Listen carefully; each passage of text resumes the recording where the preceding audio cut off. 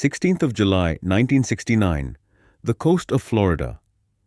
The sun had just risen above the horizon at 9:30 in the morning when a fire erupted from Launch Pad 39A at the Kennedy Space Center.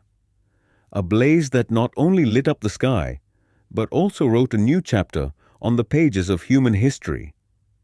The 3,500-ton Saturn V rocket, the largest and most powerful rocket ever built by humans at that time, rose into space carrying 3 men inside it: Neil Armstrong, Buzz Aldrin, and Michael Collins. These 3 names were etched in golden letters in the book of history that day. The whole world held its breath watching the scene.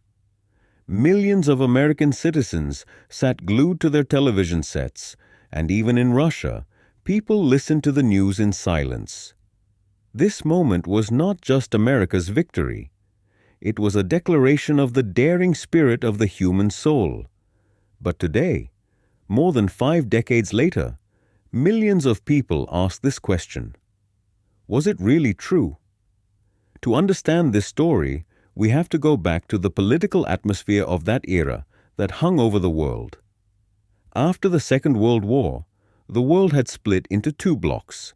One side America and its allies, the other the Soviet Union and its red flag. This was not a war of guns and cannons, but its intensity and bitterness were no less than any traditional war. In October 1957, when the Soviet Union launched the artificial satellite Sputnik into space, the ground slipped from under America's feet. Then in April 1961, Yuri Gagarin flew into space and became the first human in space. And he was Soviet. This blow was unbearable for American pride.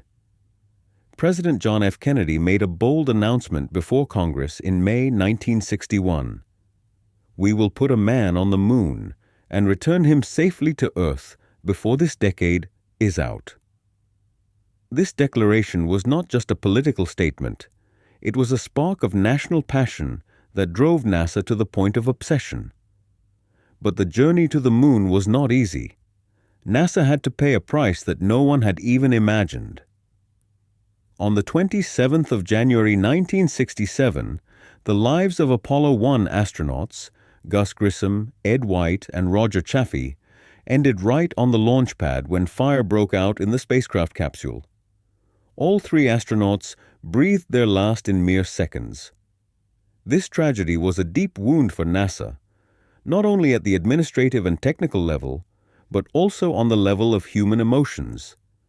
But this tragedy did not end the program. Instead, it made NASA even more alert, more cautious, and more determined.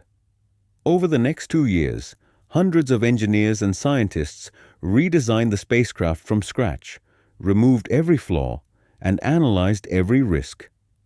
This was the sacrifice that laid the foundation for Apollo 11. And today, when we question the success of that mission, we must also remember that its journey began on the ashes of 3 lives. After a 4-day journey, on the 20th of July 1969, Apollo 11's lunar module Eagle approached the surface of the moon. At that moment, every breath was held in the control room. Eagle's computer kept giving alarms, codes 1202 and 1201. Engineers on the ground stared at their screens with bloodshot eyes. Neil Armstrong took manual control and steered Eagle toward a safe spot because the automatic system was about to land them in a rocky area. At 17 minutes past 4 in the afternoon, Greenwich Mean Time, Eagle touched down in the Sea of Tranquility on the moon. Armstrong said, "The Eagle has landed." As soon as these words were heard, hundreds of scientists in the control room jumped out of their seats. Some burst into tears, some started laughing, and some just stood there in silence.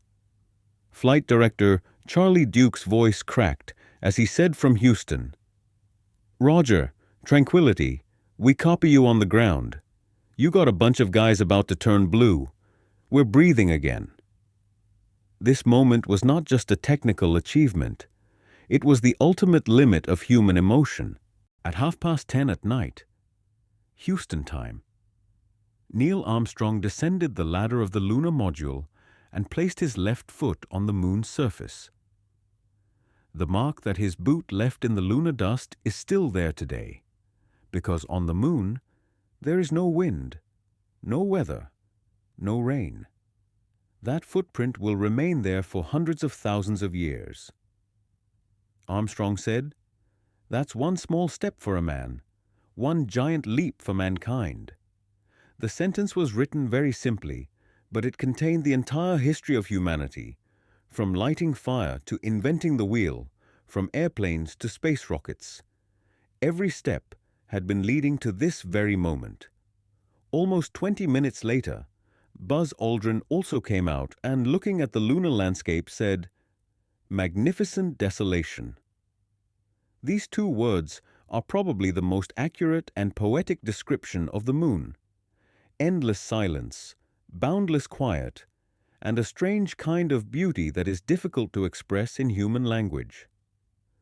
Michael Collins, who was orbiting the moon in the command module, was a part of this historic moment, but couldn't step on the surface. Perhaps he was the loneliest human being in history that night. But then where did the seed of doubt come from? In 1977, just 6 years after landing on the moon, a former NASA employee named Bill Kaysing wrote a book titled "We Never Went to the Moon." Kaysing claimed that NASA did not have the technical capability at the time to complete this mission, and that the entire event was filmed in a Hollywood studio. This conspiracy theory was initially a laughing matter, but when a survey was conducted in 1988, it was found that 5% of the American population considered the moon landing a hoax. And today? Different surveys show that in some parts of the world, this proportion has reached 20 to 30%. In Pakistan, the Middle East, and some regions of Africa, this figure is even higher. The question is not why these people doubt. The question is why this seed of doubt is so fertile. And to find the answer, we must seriously examine the arguments of the skeptics. The most famous argument of the skeptics is the pictures in which the American flag appears to be waving. The claim is that there is no atmosphere on the moon, so how could the flag wave? This question is simple but very appealing, and that is its strength. But when you look closely at the original footage, the truth turns out to be something else. NASA engineers had attached a horizontal rod to the upper part of the flag so that it would stand straight. Otherwise, without wind, it would have drooped. When the astronauts were planting it in the ground, their movements made the flag move. And because there is no wind on the moon, this movement continued for a very long time, whereas on Earth, the wind would have stopped it immediately. In other words, this movement is proof that they were on the moon, not a denial of it. NASA scientist Brian O'Brien conducted deep research on this and reached the same conclusion. The flag's movement was exactly as it should have been, if someone had really been on the moon. The second important question: why don't stars appear in the pictures taken from the moon? If there is no atmosphere on the moon, the sky should have been completely black and the stars extremely bright. This argument also seems very strong at first glance, but its answer is hidden in the basic science of photography. To photograph the astronauts standing on the moon's bright surface, the camera's exposure was very short, so that the image would not be overexposed. In that short exposure, the stars, which are very far away and very faint, could not appear. This is the same reason that when you take out your phone at night in front of a bright light and photograph the sky, the stars do not show up. If NASA's photographers had really been filming this drama, they would probably have added stars. And then those pictures would have looked even more suspicious because their positions could have been calculated. Another powerful argument of the skeptics is the Van Allen radiation belt. There are two belts of radioactive particles around the Earth in its magnetic field, called the Van Allen belt. Skeptics say that passing through these belts is impossible for humans. The radiation is so intense that the astronauts would have died within a few hours. This argument looks very solid at first sight, but experts say that Apollo 11 passed through these belts at high speed and took the route with the least radiation. According to NASA's calculations, the astronauts absorbed a total of about 1 rem of radiation, which is certainly harmful to human health, but not immediately fatal. All 3 astronauts returned, underwent medical checkups, and all 3 lived long lives. Neil Armstrong died at the age of 82, and the cause of his death was not any disease related to radiation. This is practical proof that the Van Allen belt was not impassable. It just required proper planning. The most interesting and popular conspiracy theory is that the famous film director Stanley Kubrick made the moon landing film for NASA, and it was presented to the world as real footage. This theory was further fueled by a fake documentary film from 1989 titled Kubrick's Odyssey. Then came a viral video in which an old man was shown confessing while being presented as Kubrick. This video was fake. The man was not Kubrick, and Kubrick himself had passed away in 1999. But despite that, millions of people believed it because they wanted to believe it. The truth is that if NASA had really given this job to Kubrick, then Kubrick, who was famous for perfection in his work, would have included the correct stars, made the flag wave properly, and probably wouldn't have made any gravity mistakes while sitting. In fact, all the flaws in the original footage that skeptics point out, those very flaws are proof of its authenticity. No forger would have done such a bad job. Now let's look at the side where the biggest proof lies hidden. If America had really staged this drama, would the Soviet Union, which was America's biggest and fiercest enemy at the time, with its entire secret agency, espionage system, and army of scientists after it, have watched it in silence? Did the Soviet Union issue any statement? Did they accuse it of being a hoax? No, absolutely not. Soviet radio and space tracking stations tracked Apollo 11's journey from start to finish. They picked up the radio signals coming from the moon's surface. The delay in those signals was exactly what it should have been from the moon's distance, about 2.5 seconds. Soviet scientists, despite all their enmity, acknowledged that America had really gone to the moon. If there had been even the slightest deception, the Soviet Union would have exposed it to the world immediately. It would have been their greatest wish. But they remained silent. And this silence is perhaps the strongest proof of Apollo 11's truth. And then there is a proof that cannot be denied scientifically. The Apollo 11 astronauts left a small mirror-like device on the moon called the Lunar Laser Ranging Retroreflector. This device is still there on the moon today. Observatories around the world, from France's Côte d'Azur Observatory to Hawaii and Australia, still shine lasers at this device and measure the returning light to determine the moon's exact distance.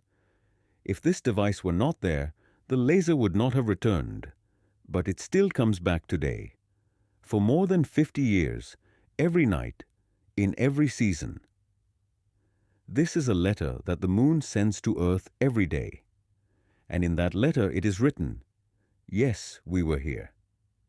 This device could not have been made by Hollywood or any studio, because if it were placed on Earth, the return time would be different, and scientists would have noticed the difference immediately. Think from another angle. More than 400,000 people were directly working on the Apollo program. Engineers, scientists, technicians, doctors, support staff. 50 years have passed.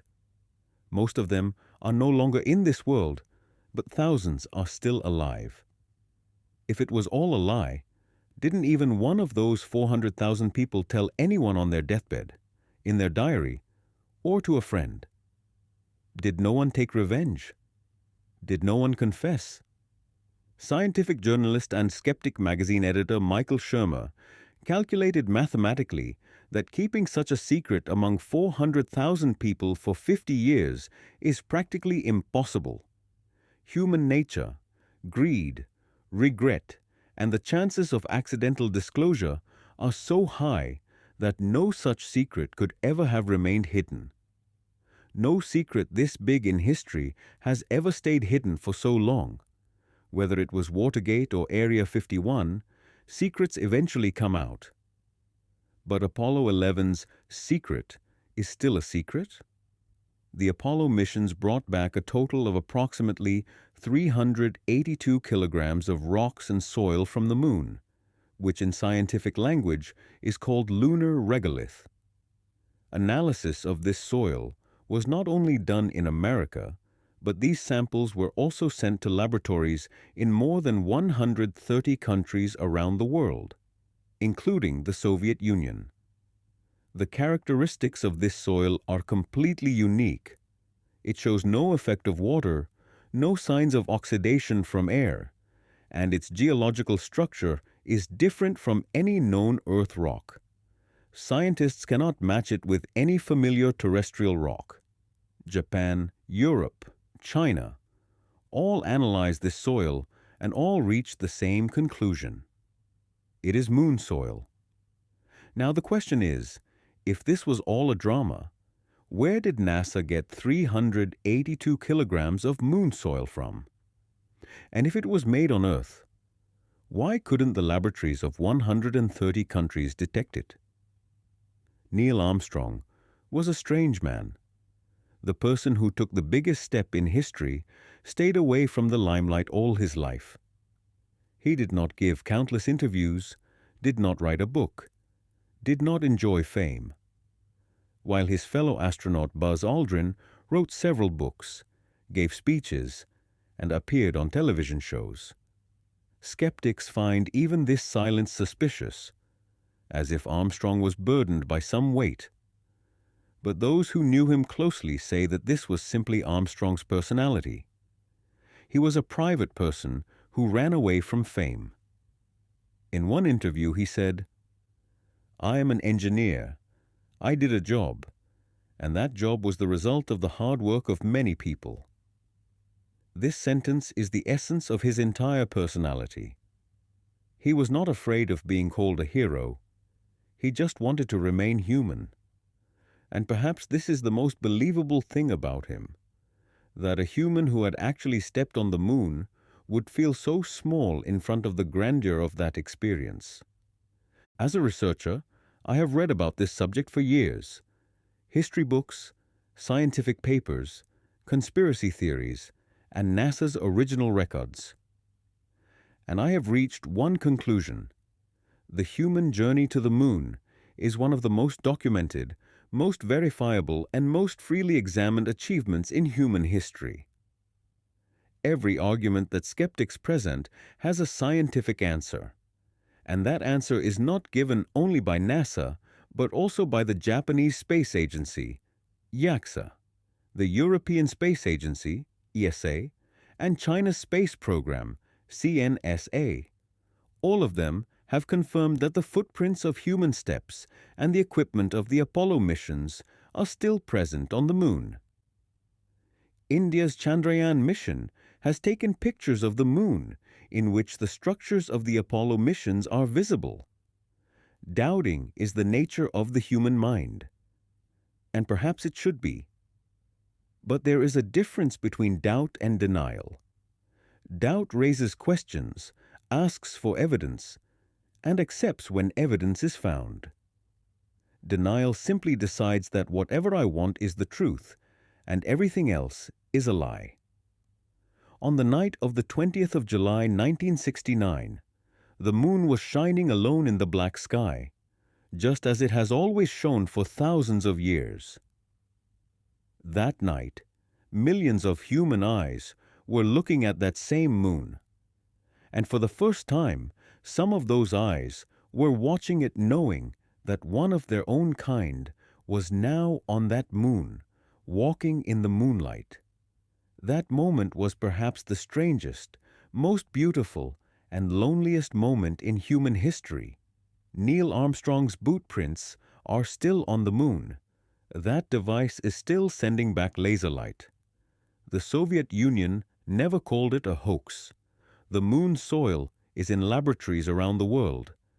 And yet, millions of people still doubt, perhaps because the human mind cannot easily digest such a great achievement. Or perhaps because we are living in a world where the lines between truth and lies are blurring. But I want to leave you with one last question. If humans did not go to the moon, then where did that dream go that Kennedy saw in 1961? Where did that aspiration go that the 3 astronauts had adorned in their eyes before launch? And where did those thousands of liters of tears go that flowed in the control room that night? Can a drama be that deep? Or did humans really reach the stars that night?